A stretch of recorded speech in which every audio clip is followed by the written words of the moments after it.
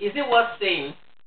A lot of times, people, including some Christians, open their mouths and speak without thinking about what will be the implication of their words on the hearers or someone else.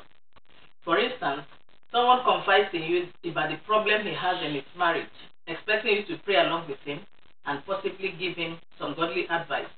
Or someone tells you about how difficult things have been for him financially, how he has not been able to pay his children's school fees, and how they have had to go to bed hungry a few times.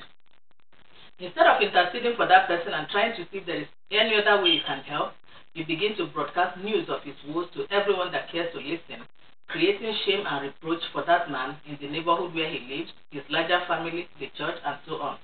Or you begin to carry stories, whether true or untrue, that could create tension between a husband and wife or between best friends. Some people use the words of their mouths to sow seeds of discord and confusion in the church of God or in the departments where they serve. Some stir up rebellion against their pastors and unit leaders or even against the management of the organizations where they work. Proverbs 12:18 says that there are people who speak to you and it feels like they are piercing you with swords. Some Christians are like that too. They do not have the law of kindness on their tongues. They speak very hurting words with much bitterness to almost everyone they come across, including people who are already in pain and need some words of comfort. In that way, many Christians have driven potential members away from their churches and made many unbelievers swear never to give their lives to Jesus if the way these brethren speak is the way Christians are taught to speak to others. James chapter 3 verse 6 says, "And the tongue is a fire, a world of iniquity." How many fires has your tongue started? How many married couples have you sent on warpath through your spoken words? How many chief friends have you separated with your tongue? How many times have your words started a fire in your church or department? How many people have left your church because of you? How many unbelievers have died in their sins because your piercing words made them decide never to accept Jesus? Remember that the day will come when you will give account to God. One of the ways by which you can help yourself to avoid saying things that you are not supposed to say is by having control over your spirit. Proverbs 16:32 says, "He that is slow to anger is better than the mighty, and he that ruleth his spirit than he that taketh a city." Also, Proverbs 25:28 says, "He that hath no rule over his own spirit is like a city that is broken down and without walls." You must learn to control your temper. A lot of times, someone exposes his friend's secrets in a fit of anger, just to get back at his friend. Then they sort out the problem that is between them, but the harm has already been done. The secrets that were spread to other people during that brief period of misunderstanding cannot be stopped. They keep going around until the owner hears them and a permanent damage is made to the relationship. Others get angry and begin to speak to the object of their anger and say things that they later regret when they calm down. But then a lot of pain has already been caused. Try not to speak to anyone when you are angry, whether the offender or someone else. It helps you not to start fire. Another thing that will help you not to offend with your tongue is to make yourself a man or a woman of few words. Proverbs 10:19 says, "In the multitude of words there wanteth not sense, but he that refraineth his lips is wise." When you talk too much, you end up saying things that you shouldn't say. The Bible says in Ecclesiastes 5:2 that we should let our words be few.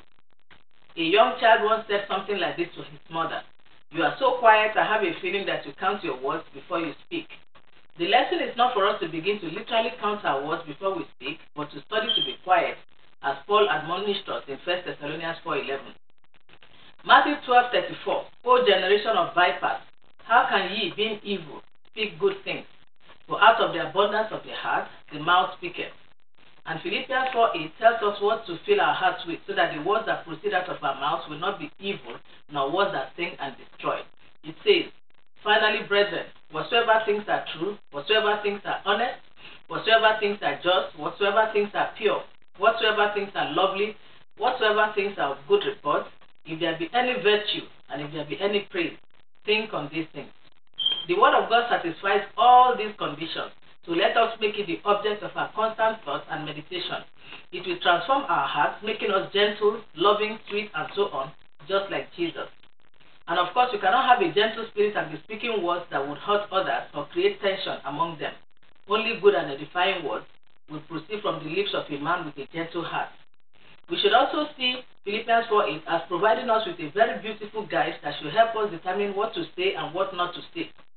True, honest, just, pure, and so on should be the characteristics of the things that we talk about. For instance, before you start calling your friends to tell them about the pastor you just heard of who committed adultery, ask yourself, is it true that Pastor X did this? Even if it is true, ask yourself, is this a good report? It definitely is not a good report. So why do you want to be the one spreading it all over the place? Why don't you stand in prayer instead for Pastor X? Before you begin to gossip to others about how Brother A came to borrow money from you to pay his rent, ask yourself if it is actually a lovely piece of news to spread about someone, and especially if it would be a lovely thing for someone to spread about you if you were in that brother's shoes. It is not a lovely thing, so it's not worth talking about. If you make it a point of duty to ensure that whatever you want to talk about is true, just, of good report, pure, honest, full of virtue, lovely, and so on, you will discover that a lot of the things you wish to say don't satisfy these conditions and are therefore not worth talking about, and then you avoid saying them. That way, you end up learning to be quiet. You stop setting the fire of confusion and hatred wherever you go. You stop hurting people with your words. You stop getting involved in controversies, quarrels, and so on, and you end up enjoying more of the peace and joy that the Lord has promised us. If it's not worth saying, do not say it at all. May the Lord help us in Jesus' name. Amen.